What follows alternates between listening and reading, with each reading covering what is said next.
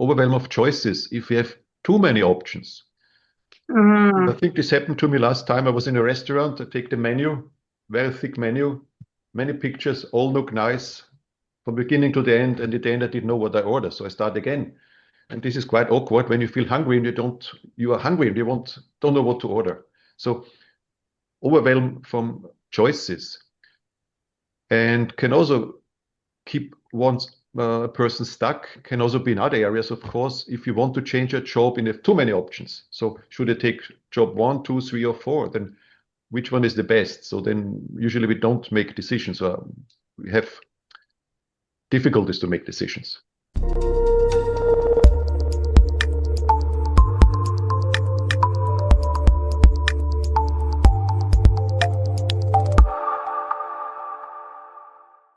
Hi there, welcome to the replay of our after hours discussions with professional coaches.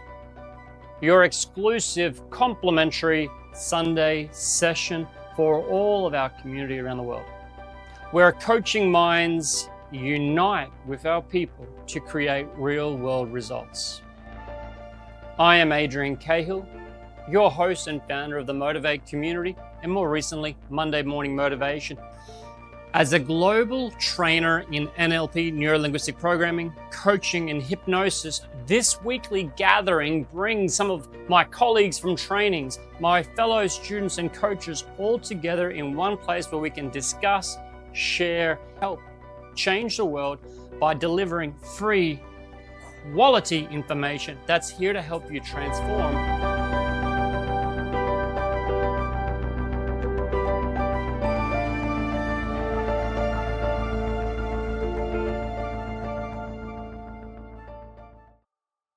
And we are small, but a very powerful group today. And I'm happy to present to you. We have also Karina sharing from Canada. It's 4 a.m. So amazing. Yeah. So, and then we have somebody from Philippines. Yeah. John and Estrelita. Frank, I guess, in China. Alicia in China. Stella in China. Ray, where are you now? Tom, where are you now? May I ask where are you from?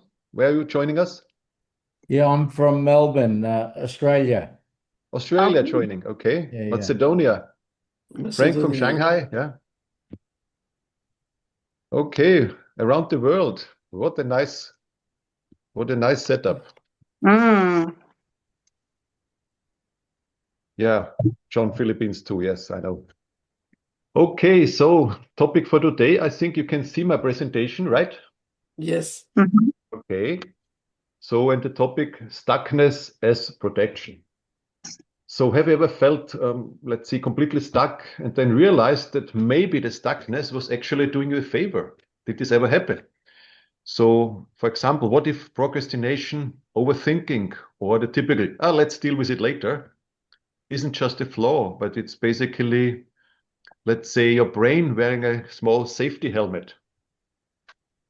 So today we talk about the stuckness, and stuckness not to perceived as an enemy, but let's say like a surprisingly loyal bodyguard. And we have a different view on stuckness today. But first things first, let's define what means stuckness. So stuckness is basically a state of a mental, emotional, physical inaction where the person feels unable to move forward or change a direction. I guess we all have already experienced to get stuck somewhere in life, or maybe we are still stuck. And usually when we perceive stuckness or we feel stuck, then we're not happy at all. This gives us a hard time. And today we want a little bit elaborate if there is a way that we can see stuckness as, let's say, supportive in certain areas. Okay, so if you see where can stuckness, well, where can we get stuck? We have, of course, first the mental stuckness. Mental stuckness is, let's say, a state where a person's thinking is blocked, is rigid.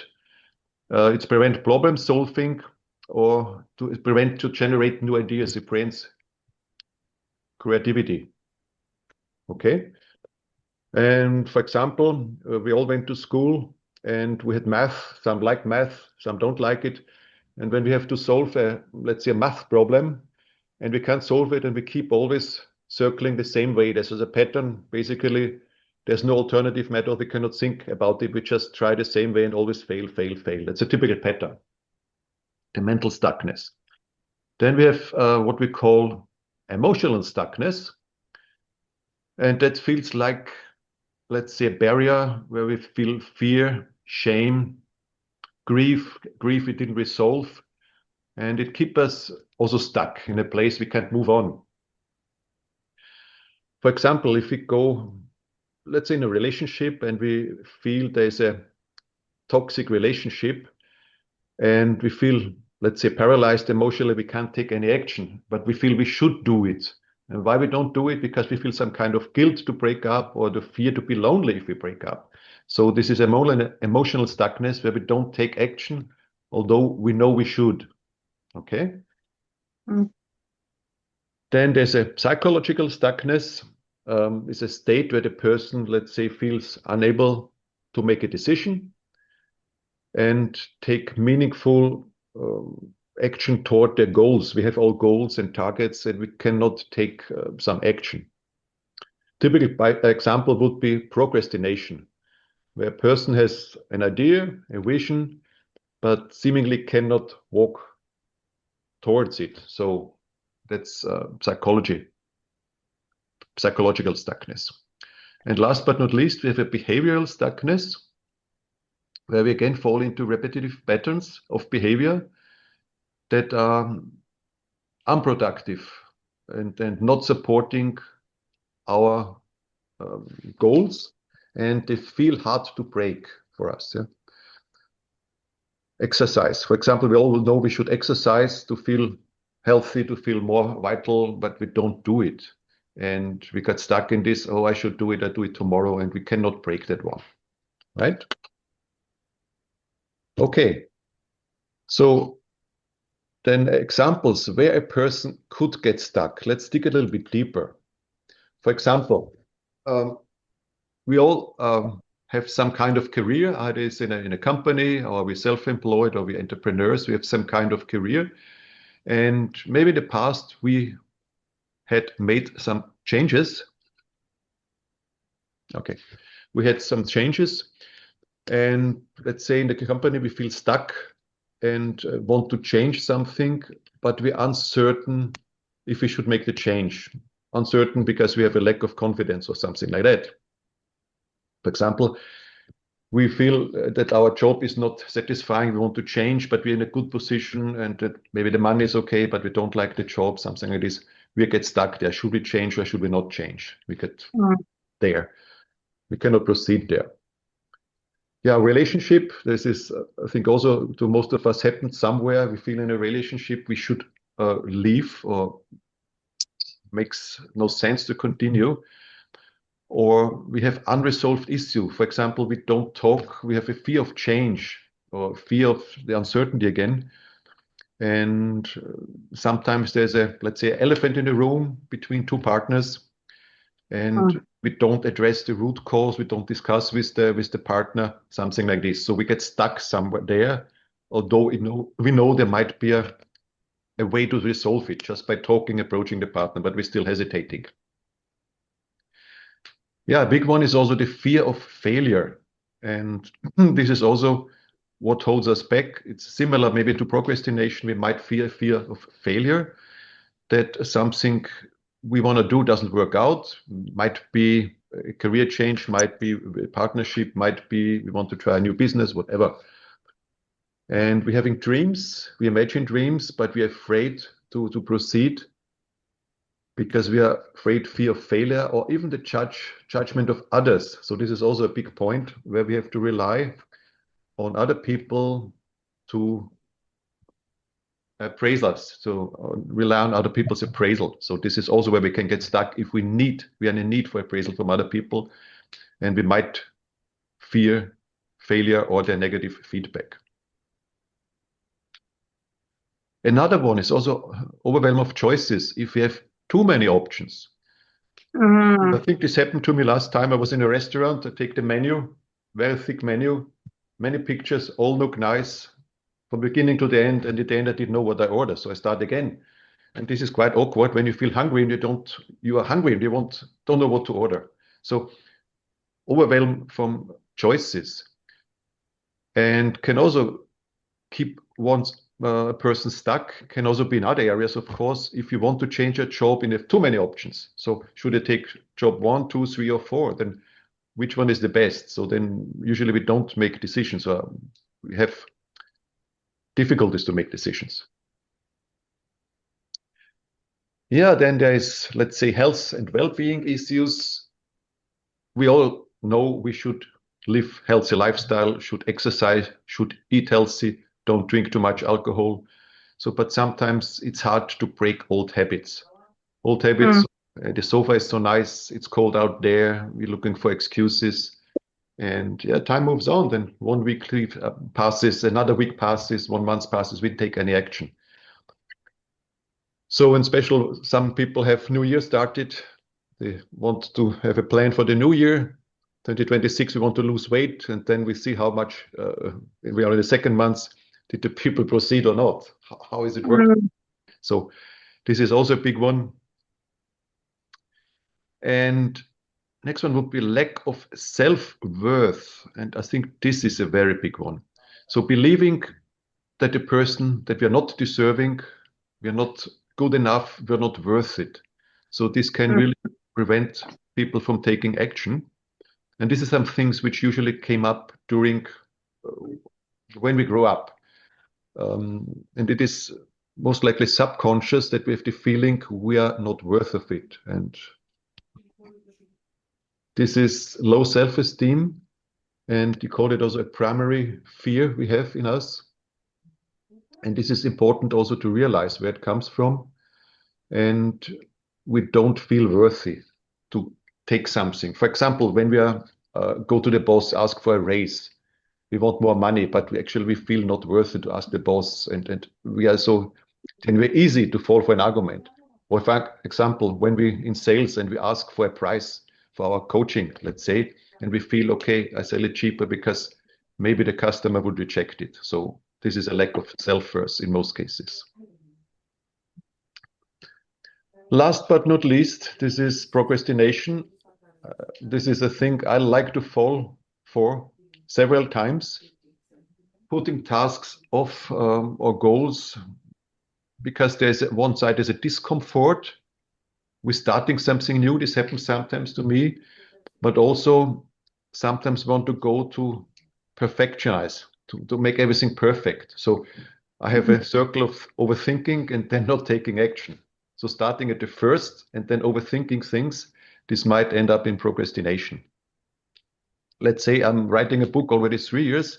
I'm hoping it's soon finished, but I had changed it several times because every time it changes, I know more than I know yesterday, and I change it. So, and I set a goal for myself, a target by end of March, it should be ready.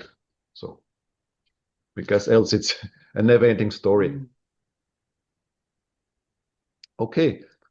Is there any questions to the examples where people could get stuck? Or does anybody want to share something? Or have a epiphany where I see, wow, that happened to me. Okay. If I may, of course, please go ahead. I think that when it comes to, I get you about the writing the book and procrastinating because your knowledge increases and you have so much to say and everything. Then it's the occasion, I found it was the occasion to think, okay, I'm gonna put that in my next book. Right. Because I'm like you, I end up overwhelmed. There's too much choices, too many things to talk about, to share. So I'm planning, and it's encouraging to think I'm gonna have a second book. So yeah, I of want course. to get the first one out there so I can work on my second one. Yes. Yeah, that's actually the logic approach. the no-brainer approach, but sometimes it doesn't work like this. Of course, I'm Nope. a very logical person, and this is the thing. Okay, get it done, and then can make a second release or a third release even from the same book, or write a different book. Mhm. Yeah, but still I got stuck somewhere. Yeah, But as I said, I absolutely. set my goal by end of March this year, not the next year, not the year after, this year. Awesome. Okay. Okay. I can see Janine was asking Yeah. to share Yeah. something. Please, Janine. Yes, I hope please the go ahead. connection is okay. Sorry for joining you guys from the metro. I think Okay. for me, I had a mixture out of several of these points. So when I wasn't sure after China, where do I want to move? Is it going to be Dubai? Is it going to be like Germany? Is it going to be Australia? Is it going to be Riyadh? Like, first of all, like you have like this overwhelm of choices. Of course, a fear of failure. Definitely some kind of career stagnation because it was not really obvious what the right path, the best solution is. So yeah, I think it was probably like a mix out of probably most of these things. And it really took time to kind of get unstuck and make the right decision and then go for it. Yeah, thank you, Janine, for sharing. But anyway, you made a decision, and this was quite fast. So I remember you told me More or about this less, one. yes. Yeah, Yeah. because suddenly I met the right person at the right time, I guess. That kind of like, and it all like the puzzle pieces all came together the way how I really wanted it, and also how I have imagined specific things in terms of my work for already like 3 years or so. Yeah, you had the intention to do something, and this intention was very strong. And then all of a sudden, it opened up, and you found your way to Australia. Exactly. So, congratulations. And you took action quite fast. Thank you. Congratulations. Thank you.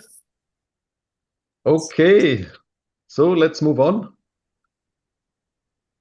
Good question now. Is stuckness protective or hindering the progress? We have a positive stuckness, and this is what we mainly want to talk about, is when you feel, let's say, resistance that ultimately protects you from harm, unhealthy situations, or poorly thought out decisions. It might show up as hesitation, pause, or inner resistance. So basically, it protects us from taking some actions. We are, let's say, we need to think more.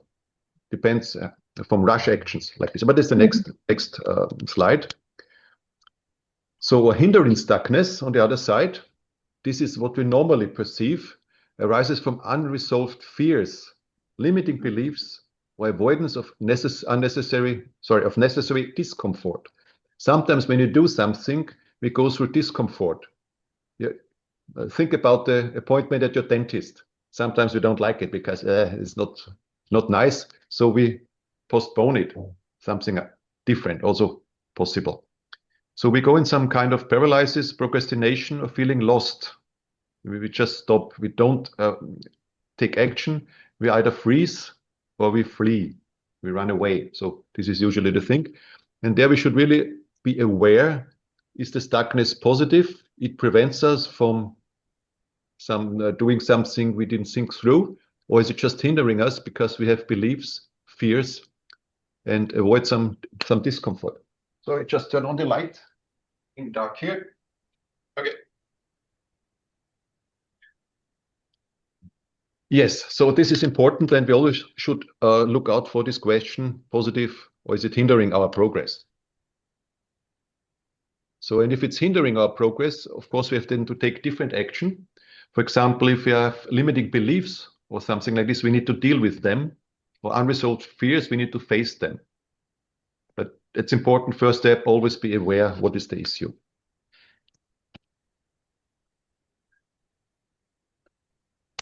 Okay, so how do we think or how do we talk about it? So there's the thing, I'm feeling stuck. So this is we on the perception level. And other thing is I am stuck. This is on the state level. So there's a difference between, for example, when we say I am hungry, I am starving, I want to eat. I don't care what I want to eat. I just want to put something in my mouth. Can be bread, can be whatever I find. I just starving and I want to fight the hunger. While when I say I'm feeling stuck is a little bit a different nuance. This is a perception. And then I can say, okay, I'm thinking to prepare some food. I'm thinking to go to a restaurant. So it is a different state. But when I'm stuck, this is the state level.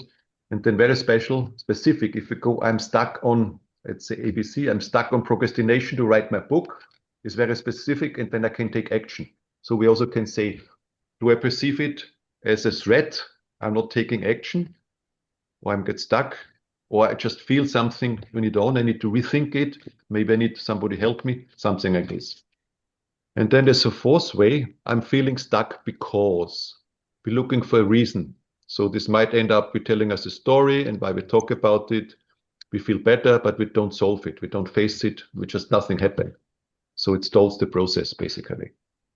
This is when we find it's not me, it's because of, we are the victim, we're in a victim mode. It's other things responsible, just not me.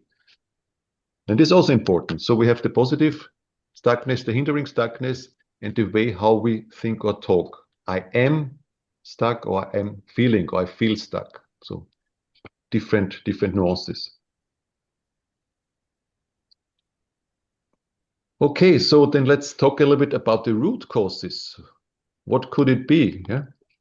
And we have, for example, where it's protecting us, if preventing us from making impulsive decisions, to avoid rush actions. For example, we have sitting in the office and we have an argue with the boss, we have an argue with some coworkers, and we're thinking to quit the job, and not only thinking, but we want to quit. But actually then we get to feel stuck somewhere. Should we really do it? Where should I go? What happens? So it prevents us from taking impulsive actions, actions which are too soon. We didn't think it over because we're just emotional and want to proceed, want to do something. And then we think, okay, let's slow down a little bit and think it over. Okay, then protecting us from emotional burnout, and we need to rest and recuperate. When a person feels stuck, let's say in a cycle of overwhelm or emotional exhaustion, which can happen during overworking in a relationship or whatever, it might be that the psych is telling them, slow down a little bit and recover before you move on. So just not feel bad and try to do something, just relax, feel okay, and then from this state of being okay, move forward. For example, if to finish a project in work and we really need to work day and night, 14 hours a day, and there's nothing, and we have emotional stress and we don't know how to feel to move forward. So then it's stuckness protects us, let's say, from really getting a burnout. Mm-hmm. Overcommitment. I think there's also people, some overcommitting, the people who never can say no to something. Yeah? So typical work decision, the boss asks the staff, can you do this? Yes, I will do. Then usually work late, work Saturdays, work weekends, work during a night, while other people go home. So it's always these people who cannot say no. And it's again, sometimes people who rely on appreciation of others, they cannot say no. So this is also one thing to avoid. And we have to look to preserve ourselves, not always to do what others want, also say no and set boundaries, basically. Mm. Allowing time for reflection and integration. Stuckness can also be necessary, let's say, when we experience a significant life event or change. And we should rethink before and how we're moving forward. This was basically what Janine just shared, required time for reflection and integration. And she had several opportunities where to move. And I think that's a big step when you're already living some years in a place like in Shanghai, and then you move to another country. So giving up everything and just move to another country. That's really a big step. And it needs a reflection and integration. And not just, let's go, and then find out 2 weeks after you move to somewhere, oh, actually, I didn't want to go there. The people are not nice, the job sucks, everything. So a big step forward. Yeah, then one thing also, the toxic environments. We get stuck in relations and can happen. We are emotionally stuck, we're emotionally, let's say, reserved, unable to leave. And it preventing us from making impulsive decisions also. So sometimes we have an argument and then we say, okay, out of emotions, we know these people sometimes making decisions without thinking and without making sense. So it's better to calm down. Where we get stuck in these situations, first calm down before we really make a decision. And then always to talk and really clean up the elephant in the room. This makes us to slow down. We have a few more. So any question to this so far? No. No? Okay, then let's continue. We have a few other courses. Protecting the fear of the unknown. Uncertainty. When we have goals, usually we don't like uncertainty in our life. We like uncertainty or variety. For example, when we go out eating, we like different kinds of food, we like different kinds of movie, maybe we like different kinds of holidays we make. But at the end, if we want to go for certain goals, we don't embrace uncertainty. We want to keep the status quo. We don't want to leave our comfort zone. So again, we can get stuck in a job, in a relationship. We don't want to change because it's just okay. And that's the point. It's okay, but not good. It could be better, but we're afraid to make the step forward. Whatever it is, it's a job, relationship, location can also be the location where we are, whatever.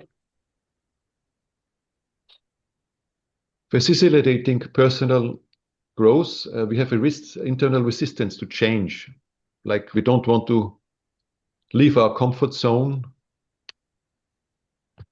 because it makes us feel different and we don't know. And it requires a transformation where we become a different person, where we really maybe change our identity. So, and we're also a little bit afraid of this one. For example, again, to leave a toxic job, even it's overcoming an addiction, yeah? So alcohol, misuse, drugs, whatever. So confronting also deep fears, deep inside fears, which we just suppress or don't want to deal with it. So there can be, from facing this one, there can be a change. We might be afraid of this change, and this also slows us down, and we have time to rethink. Another one is to avoiding dangerous situations, which makes sense. It's an instinctual protection, like sometimes walking on ice might prevent us from falling. And sometimes, sorry, that is point taken. But it's basically to risky situations. So it should be deliberate when we put ourselves in a risky situations, like parachuting might be risky, but if we take it with precaution, it can be quite safe. But still, there's a remaining risk of putting us into danger. So, and sometimes we have a feeling, an intention, this doesn't feel right. Should I do it or not? This is also, let's say, an alarm signal. Should I go forward or should I rethink it or should I reject it? Protecting from cognitive dissonance. Interesting one. Sometimes we have an internal conflict. Should we do it or should we not do it? Between two options or more options. And we have conflicting thoughts also, like moving to another country, changing a job, dealing with a partner. It's basically the same, but the cause, the root cause can be different. And then we have two options and we don't know which options should we look for. And stuckness might also protect us from making rash decisions and changing without really feeling it is out, really without standing fully behind the decisions. So the last one, so the preparing for future readiness.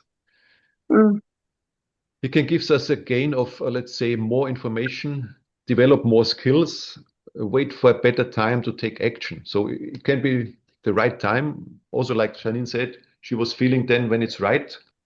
There was many options, but then to take action when we feel it's right. We are now ready.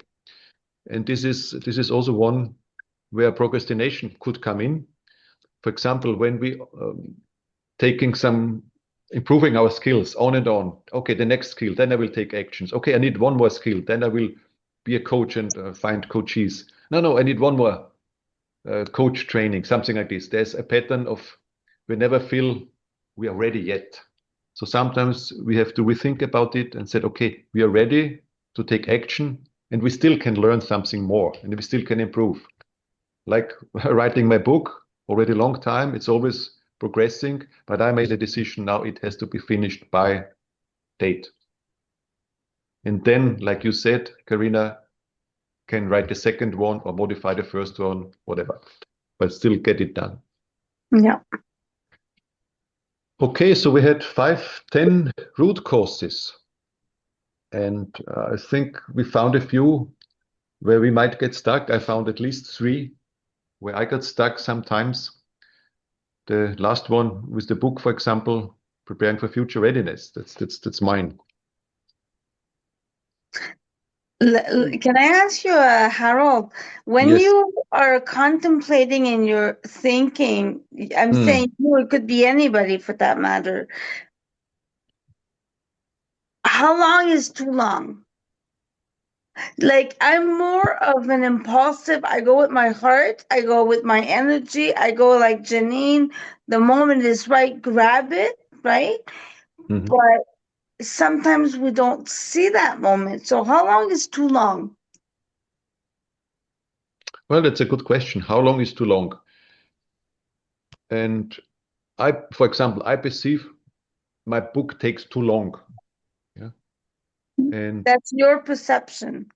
that is my perception. And I changed my perception from, okay, I can add something more, which is valuable to a possible reader. I don't know how many people will read it.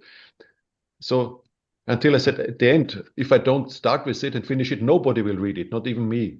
So I changed my perception from thinking I can add more value to, okay, let's do it. Mm-hmm. Because I was simply pissed because I didn't progress. So I changed. So it gave you that feeling that you weren't moving, you were being stagnant. Yes. I simply was angry by not progressing. It made me angry. Yeah. Makes sense. Okay. So Okay. and this one I said I take action and I do it. I set a real date now because I said also before a date, but then always changed it and said, okay, do it later.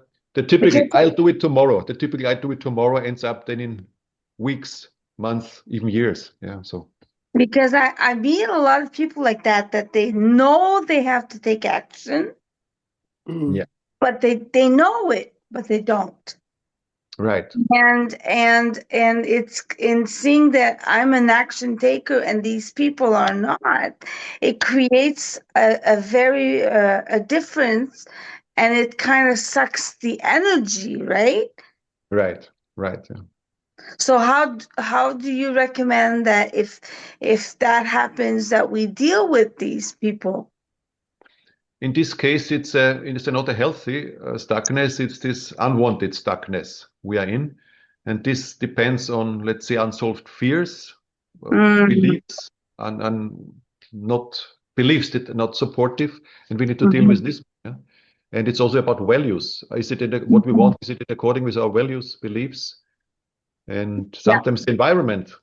It can be the physical environment. We cannot take action. Maybe it's the social environment, the people around which keep us.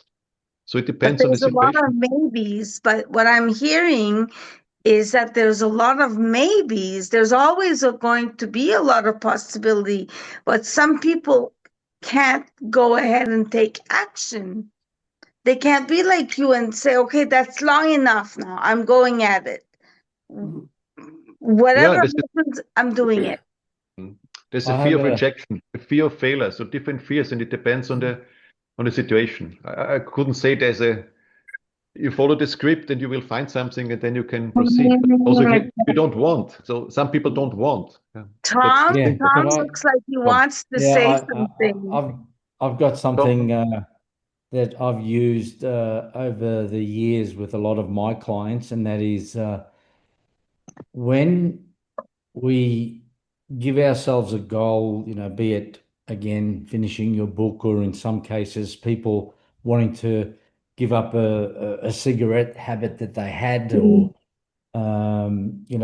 get to the gym. That's a pretty good one. I want to start my, Harold started with the 2026. Maybe you have New Year plans and they haven't gone to plan. Now, the problem that I've seen, and I've had to break people out of habits that have taken 5, 6 years, is with each time you set a goal and you don't achieve it, the problem is you survived, right? The world didn't end. So you had this goal, you're still here, you didn't go to the gym, but you're still alive. You're still eating, you're still drinking, you're still catching up with people. So I guess with each time you set a goal and you don't achieve it, it's unfortunate, but that's a program in itself that's saying to you that you're okay. Right? I love that. I love it. Yeah. So with cigarette, giving up, so let's use that as another example. I found that when you set a goal like giving up the, smoking,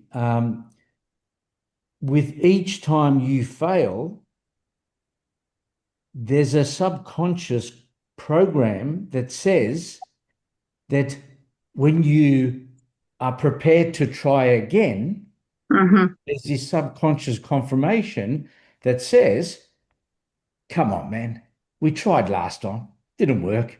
Are you serious? You want to try again? You let us down already. We've been letting ourselves down for the last 2 months. So you're trying to tell me you're going to try to give up again. So your subconscious, you're actually not believing it, if you like. Yeah. You're making some false promises about completing the book in this case, and as I said, you survived the next day. The book's not done, but you're still alive. So maybe there has to be some understanding that with each time you set a goal and don't reach it, what program have you created? So you might have to deal with that before you can actually then set a much more concrete date. In Harold's case, set a concrete date and say, no, I'm not letting myself down from this one. Because every time I let myself down, I'm rewriting a new program. Right? I hope that helps. Thank you. Thank you very much Thank you for this explanation. Very good. Yeah. And I totally agree. So this is also, let's say, then an energy flow issue.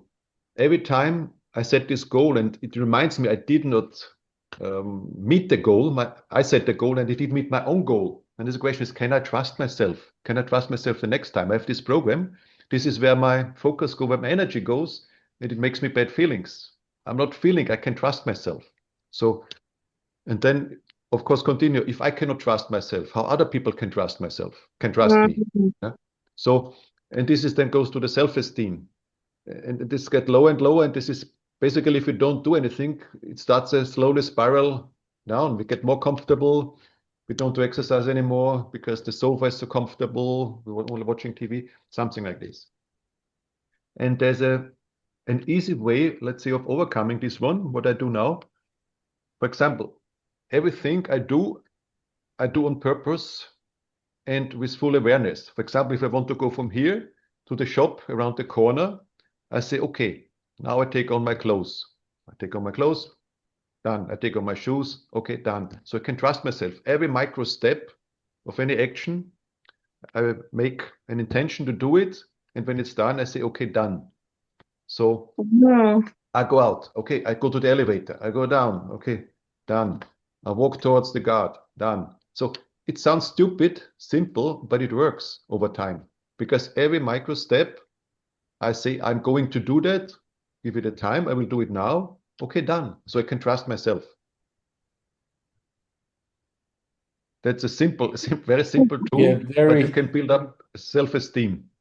Yeah, Good very, one. very simple, Harold, but it's exactly what you need. Each Yeah. step actually gives you the confidence that you've done something.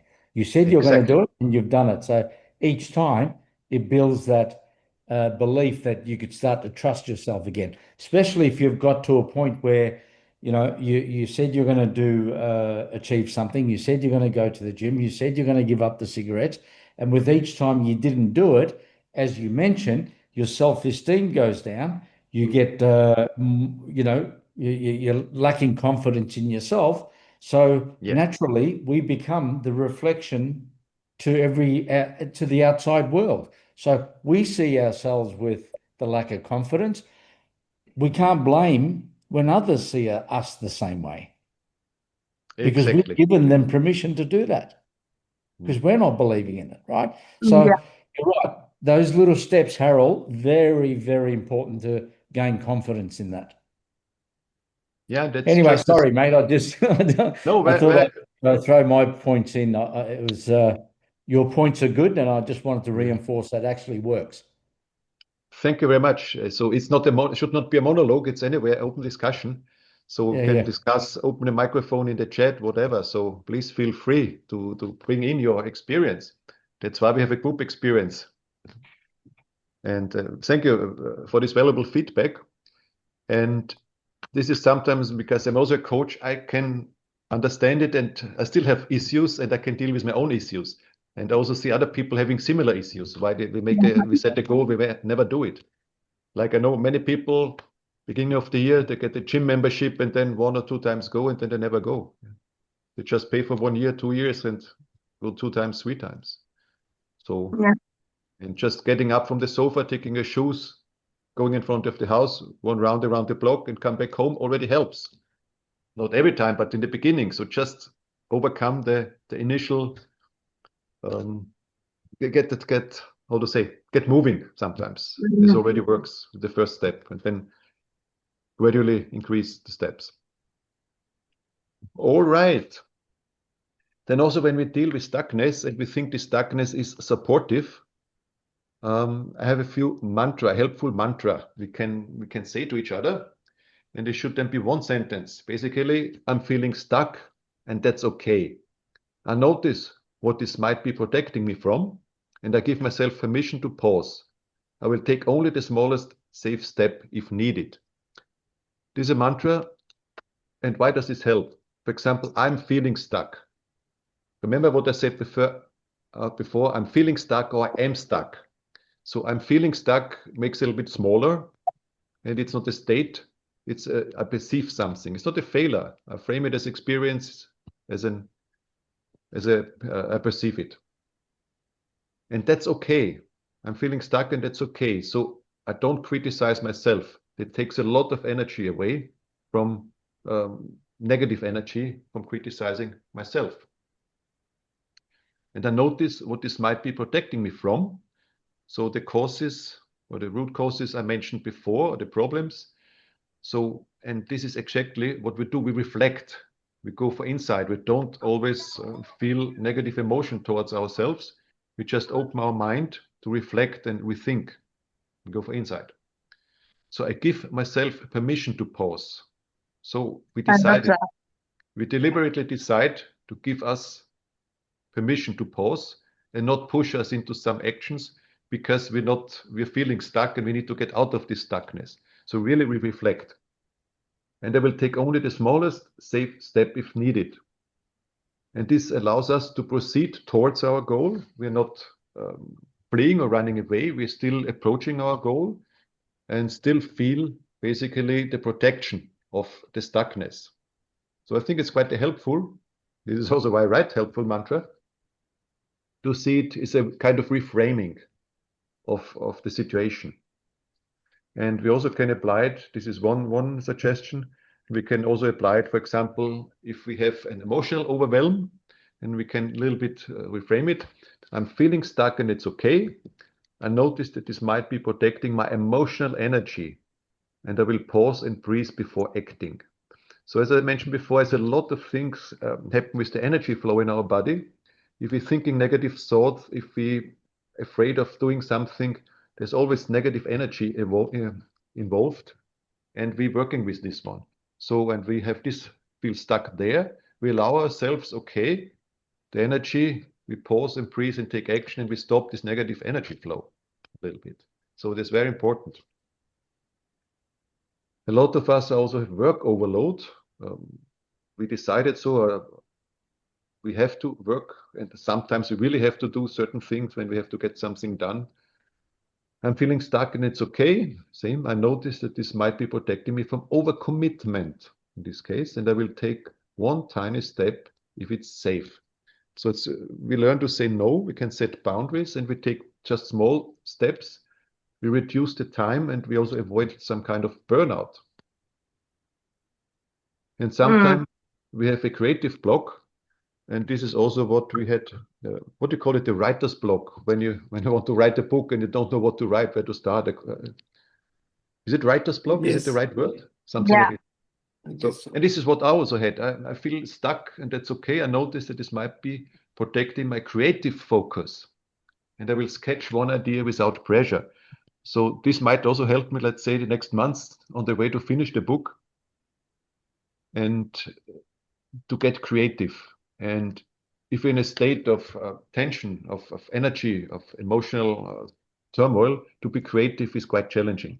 So in this case, we can allow ourselves to calm down and make small steps forward to be creative.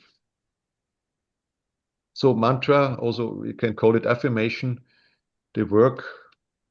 And also if we make out of, let's say, affirmations, we make incantations. This is where we also add feeling, a positive feeling together with not only saying these words, but also we add positive feeling. Then they really should work well to help us. All right, so now we have talked so much about where they come from, the root causes, what stuckness we can have. And now we can see how we can deal with stuckness as protection.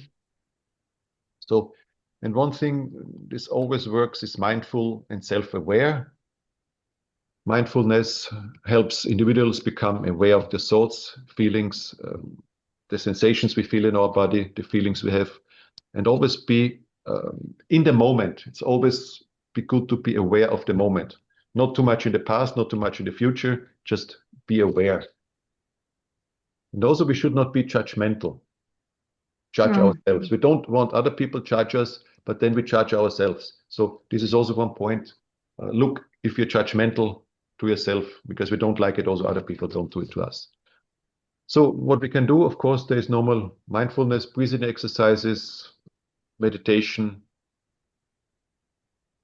and simply to listen to our body and see is the internal resistance. And when we think about the new goal, so it's a little bit feeling into the body. Be mindful, self-aware, feeling into the body.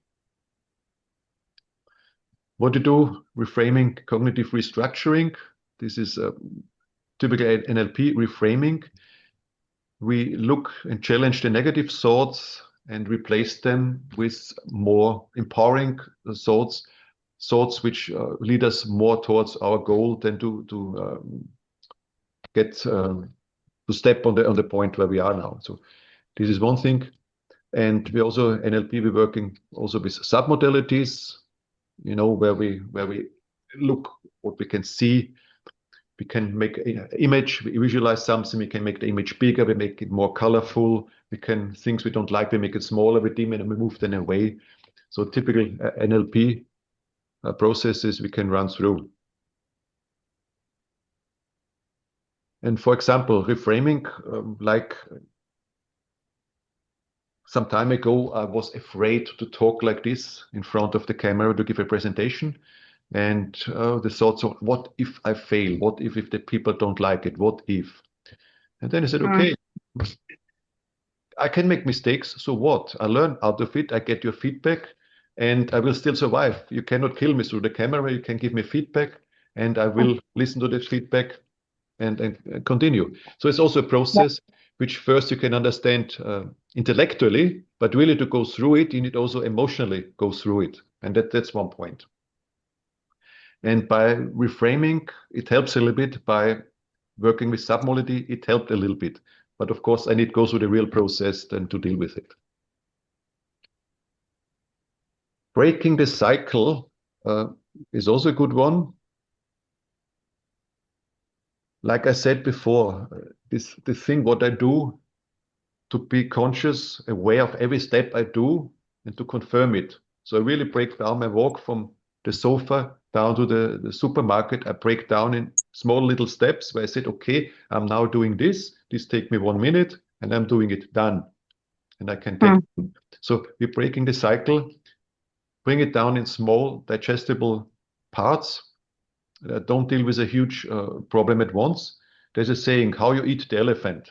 You put it into small pieces. Yeah. So it's similar. Like this work, we just bring it down. Sometimes if a problem is too big, we don't even start. Yeah.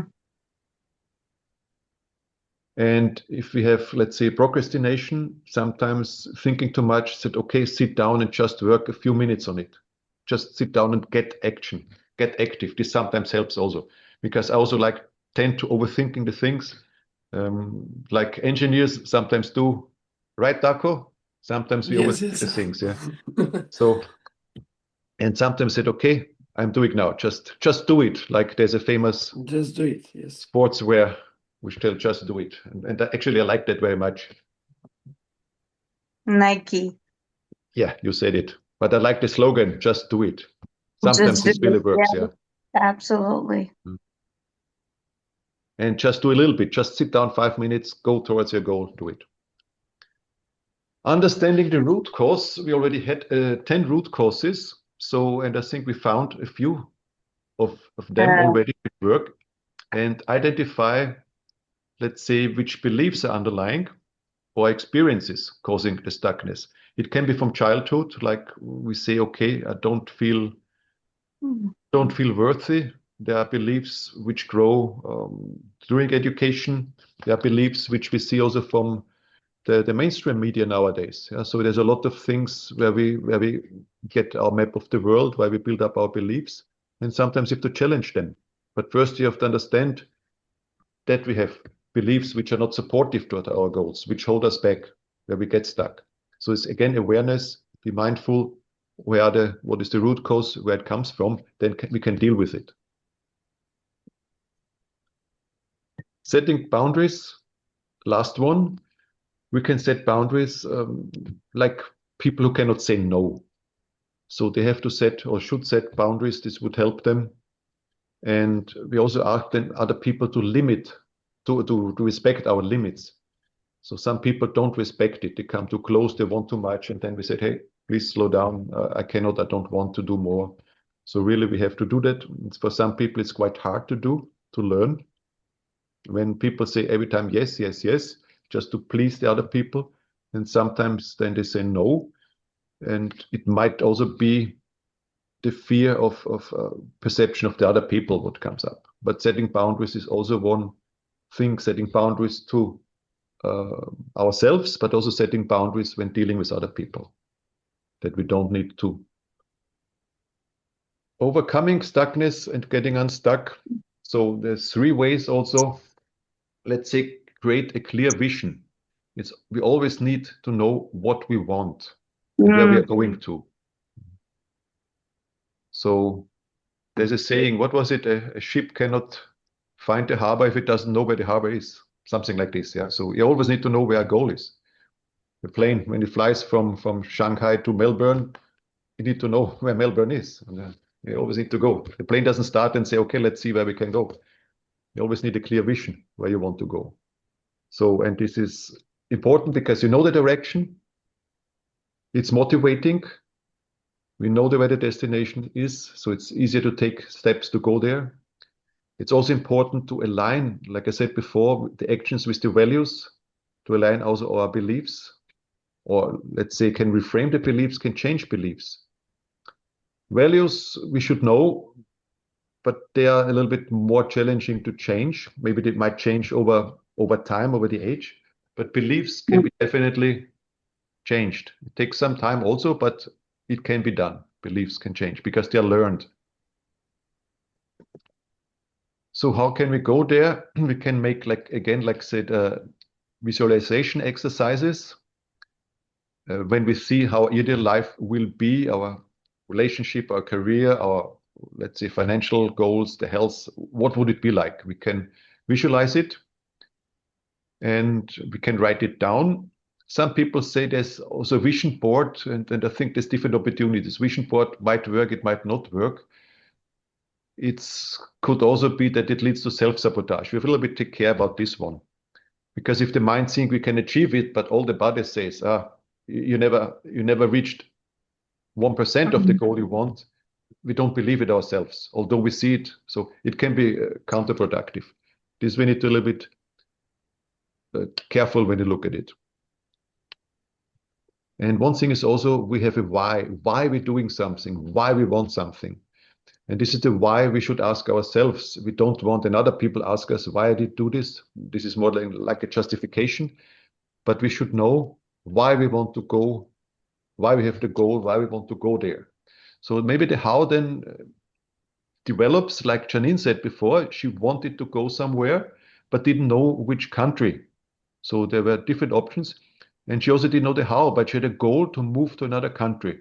And while she had this intention, it more and more came clear that it will be Australia, and then also the opportunities come along, and then it was easy to decide. Okay. Yeah, Darko says, visualization is one of my favorite approaches in personal development. Yeah, it's more important, very important. And we visualize actually every day, everything. And this is sometimes, we visualize on purpose and also conscious and unconscious. Yeah.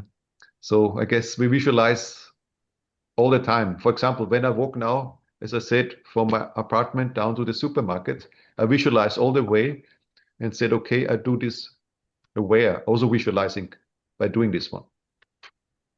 Boom! You made it here! Good on you. Make sure you click the subscribe button below and check out the playlist at the end. If you'd like to come along to our Sunday sessions where we host a live, free Q&A for our students and members, you're welcome. I'll see you there.